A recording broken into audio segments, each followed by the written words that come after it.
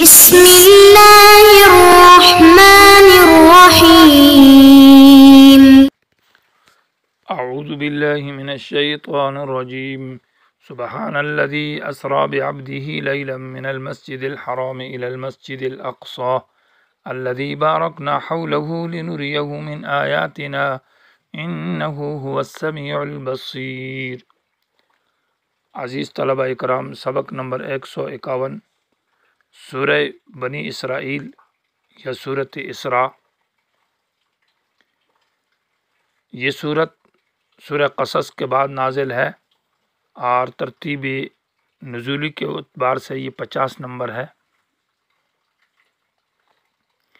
اس سورت کا ماقبل سورہ نحل کے ساتھ ربط یہ ہے کہ سورہ نحل کے اندر ذکر تھا عذاب، عطا امر اللہ کا عذاب آ گیا جو مکہ والوں پر قحط کی صورت میں آیا تھا۔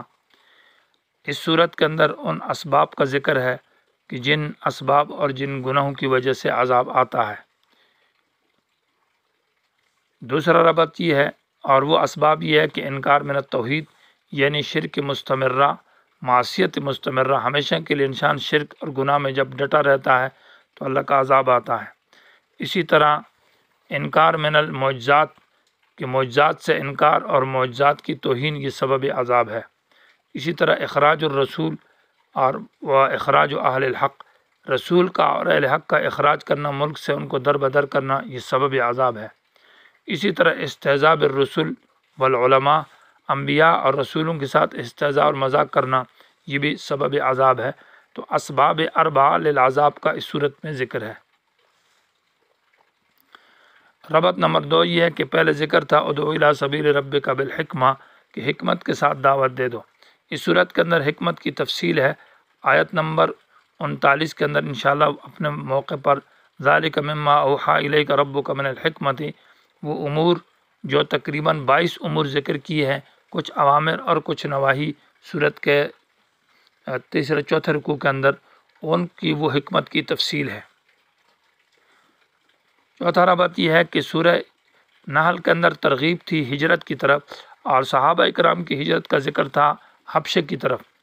اب سورہ بنی اسرائیل میں ہجرت نبی صلی اللہ علیہ وسلم کا ذکر ہے کہ نبی علیہ السلام نے بھی ہجرت کی ہے اور وہ ہجرت مکہ سے مدینہ کی طرف اس صورت کے اندر اس کا ذکر ہے۔ ربط اسمی صورت کا یہ ہے کہ وحدنا، اللہ ہمیں ہدایت دے دے لکتاب ایک اپنی کتاب کی طرف، کما ہدیت بنی اسرائیل بالکتاب، جیسے کہ آپ نے بنی اسرائیل کو ہدایت دی بالکتاب یعنی تورات کے ذریعے۔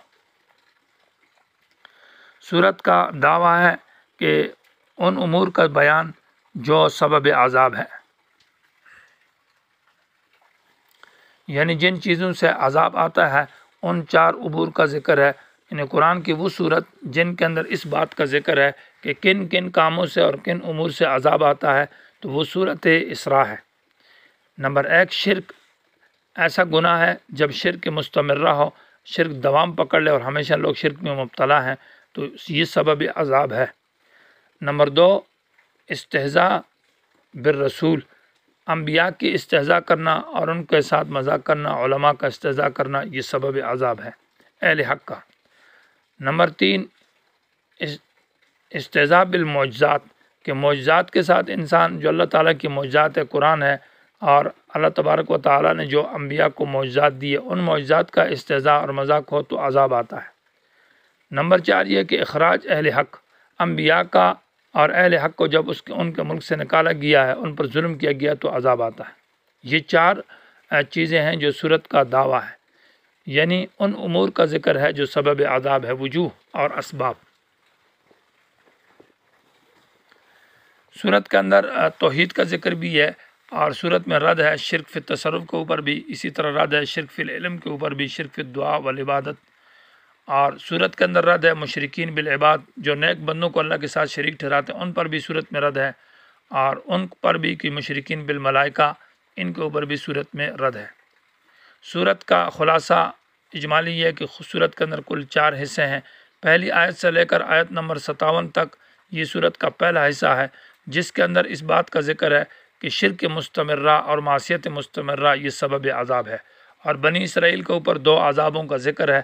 ہر دعوے کے اندر جب اس دعوے کو ذکر کیا جاتا ہے تو اس میں ساتھ ساتھ عذاب کو ذکر بھی کیا جاتا ہے۔ جیسے سورت کے شروع میں سبحان الذی اسریٰ بعبدہ دعوی توحید ہے، اور دعوی توحید کے اوپر دلائل عقلیہ نقلیہ کو ذکر کرنے کے بعد یعنی پھر شرک جو ہے اس کا ذکر کیا کہ شرک جو ہے یہ سبب عذاب ہے، یعنی انکار من التوحید، اور بنی اسرائیل پر جالوت والا عذاب مسلط کیا، اور اس طرح بخت نصر والا عذاب جو تھا قوم ان پر مسلط ہوئے، ان کا تذکرہ ہے۔ دوسرا حصہ آیت نمبر 58 کے بعد آیت نمبر 59 سے شروع ہے، اور اس کے اندر اس کا حاصل یہ ہے وَمَا مَنَعَنَا أَن نُرْسِلَ بِالْآيَاتِ، یہ آیت ہے آیت نمبر 58 کے بعد آیت نمبر 59 ہے۔ اس کے اندر دوسرا حصہ ہے جس کا حاصل یہ کہ انکار من الآیات، یعنی معجزات سے انکار جن لوگوں نے کیا ان پر بھی عذاب آیا۔ اس کی مثال دی ہے کہ قوم سمود نے ناقہ کی جو اونٹنی تھی اس کا انکار کیا، اس کو زخمی کیا تو ان پر عذاب آیا۔ اسی طرح نبی علیہ السلام کا معجزہ ہے معراج کا، اور اسی طرح شجر ملعونہ پیغمبر علیہ السلام جو سورہ صافات میں اس درخت کا ذکر ہے جو زقوم ہے جہنم کے اندر، یہ بھی آپ کا معجزہ تھا۔ ان کا انکار مکے والوں نے کیا تو ان پر قحط والا عذاب آیا اور وہ ذلیل ہوئے۔ اسی طرح آدم جو ہے نا آیت من آیات اللہ، اس کا شیطان نے ابلیس نے انکار کیا تو اس پر عذاب آیا، ملعون لعنتی ہوا۔ یہ جو دوسرا حصہ ہے یہ آیت نمبر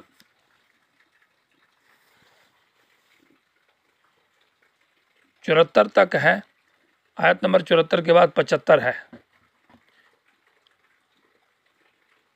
وَإِن كَادُوا لَيَفْتِنُونَكَ عَنِ الَّذِي أَوْحَيْنَا إِلَيْكَ لِتَفْتَرِيَ عَلَيْنَا غَيْرَهُ وَإِذًا لَّاتَّخَذُوكَ خَلِيلًا، یہ جو آیت ہے وَإِن كَادُوا لَيَسْتَفِزُّونَكَ مِنَ الْأَرْضِ، یہاں تک آیت نمبر 76 75 کیسے ہے، یہ باب چلتا ہے، دوسرا باب جس میں حاصل اس کا یہ ہے کہ انکار من الآیات پر معجزات۔ یہاں کے بعد تیسرا حصہ ہے سورت کا جس کا حاصل یہ ہے کہ اخراج رسول کا اخراج، اور اہل حق کا جب اخراج کیا گیا ان کے ملک سے ان کو نکالا گیا تو یہ بھی سبب عذاب ہے، اور یہ حصہ چلتا ہے آخر تک آیت نمبر 101 تک۔ وَلَقَدْ آتَيْنَا مُوسَىٰ 9 آیَاتٍ بَيِّنَاتٍ فَاسْأَلْ بَنِی اسرائیل، آیت نمبر 101 سے آخری حصہ ہے جس کا حاصل یہ ہے کہ اہل حق کے ساتھ استہزاء اور مذاق یہ بھی سبب عذاب ہے۔ فرعون نے حضرت موسیٰ علیہ السلام کا استہزاء کیا تو فرعون غرق ہوا اور تباہ و برباد ہوا۔ اور آخر میں پھر توحید کا بیان ہے، شروع میں سبحان ہے اور آخر میں الحمدللہ ہے، اور پھر اس کے ساتھ وکبرہ تکبیرہ ہے۔ سبحان میں اللہ تعالیٰ کی اس صفت کی طرف اشارہ ہے کہ اللہ تعالیٰ ہر عیب اور نقصان والی صفات سے پاک ہے، اور الحمدللہ میں تمام صفات کمال اللہ تبارک و تعالیٰ کی ذات میں پایا جاتا ہے، اس لیے وکبرہ تکبیرہ، جب ایسی ذات ہے جو ہر نقصان اور عیب کی صفت سے پاک ہے اور تمام صفات کمال اس ذات کے اندر موجود ہے تو وکبرہ تکبیرہ، اسی کی بڑائی بیان کی جائے، اس کے ساتھ کبریائی میں کوئی شریک نہیں ہے۔ سورت کا جو پہلا حصہ ہے سبحان الذی اسریٰ آیت نمبر 57 تک، اس کے اندر کل 3 ابواب ہے۔ پہلا باب کے اندر سبحانہ سے سورت کا دعویٰ ہے، پہلی آیت کے اندر سبحان الذی اسریٰ، اور اس کے بعد اسریٰ بعبدہ لیلا من المسجد الحرام جو آیت ہے یہ دلیل وحی ہے اس مسئلہ توحید کے اوپر، اور انہ هو السمیع البصیر یہ دلیل عقلی ہے دعوی توحید کے اوپر، اور آتینا موسیٰ الکتاب وجعلنا آیت نمبر 2 کے اندر یہ دلیل نقلی ہے تورات سے پیش کی ہے دعوی توحید کے اوپر۔ اس کے بعد وقضینا الی بنی اسرائیل سے بیان امثلہ ہے، مثال بیان کی ہے ان لوگوں کی جنہوں نے اس مسئلہ توحید سے انکار کیا تو اللہ تعالیٰ نے ان کو سزا دی، اور اس میں 2 واقعات ذکر ہے۔ بنی اسرائیل کا ایک اس وقت کا واقعہ ہے جو کہ حضرت طالوت یعنی جالوتیوں کے زمانے کا، اور دوسرا حضرت عیسیٰ علیہ السلام کے زمانے میں بعد میں بخت نصر جو ان کے اوپر اللہ تعالیٰ نے عذاب کے طور پر مسلط کیے تھے، ان کا ذکر ہے۔ ان ھذا القرآن یہدی للتی میں آیت نمبر 9 کے اندر ترغیب الی القرآن ہے، اور اسی مسئلہ توحید کے ساتھ ہے کہ یہ مسئلہ توحید جو بیان کیا گیا اس کتاب سے جو کہ کامل کتاب ہے۔ وَأَنَّ الَّذِينَ لَا يُؤْمِنُونَ بِالْآخِرَةِ وَأَعْتَدْنَا لَهُمْ آیت نمبر 10 کے اندر تخفیف ہے، اور آیت نمبر 11 کے اندر جو ہے زجر ہے کہ مسئلہ نہیں مانتے اور بلکہ الٹا بد دعا کرتا ہے اپنے لیے انسان۔ آیت نمبر 12 کے اندر دلیل عقلی ہے مختصر، اور آیت نمبر 13 کے اندر تخفیف کا ذکر ہے۔ اس کے بعد مسلسل تخفیفات اور کچھ زجر ہیں دنیا کی محبت کے اوپر، اور یہ حصہ جو ہے نا لا تجعل آیت نمبر 21 تک چلتا ہے، یہ اس کا حاصل ہے۔ اور اس کے بعد جو دوسرا حصہ صورت کا لا تجعل مع اللہ الہا آخر، اس میں امور ثلاثہ کا بیان ہے۔ امور ثلاثہ کا مطلب یہ ہے کہ جب انسان توحید سے انکار کرتا ہے تو عذاب آتا ہے، اور اب امور ثلاثہ کے اندر یہ بات ہے کہ تین ایسی چیز ہے جو عذاب کو روک لیتے، امور دافعہ للعذاب، یعنی پہلا لا تجعل مع اللہ، حاصل یہ کہ شرک نہ کر تو عذاب سے بچ جاؤ گے۔ نمبر 2 احسان بالخلق، لوگوں کے ساتھ اچھائی کرو، اس سے بھی انسان عذاب سے بچ جائے گا۔ نمبر 3 منع عن المظالم، ظلم سے بچ جاؤ تو اللہ تعالیٰ عذاب سے بچائے گا۔ ظلم سے بچ جائے انسان، عذاب سے بچے گا۔ لوگوں کے ساتھ اچھائی کرو، ان کے حقوق ادا کرو تو عذاب سے انسان بچ جاتا ہے۔ شرک نہ کرو، یہ 3 امور ذکر ہے پورے رکوع کے اندر آیت نمبر 57 تک، یہ اس کا پہلے حصے کا حاصل ہے۔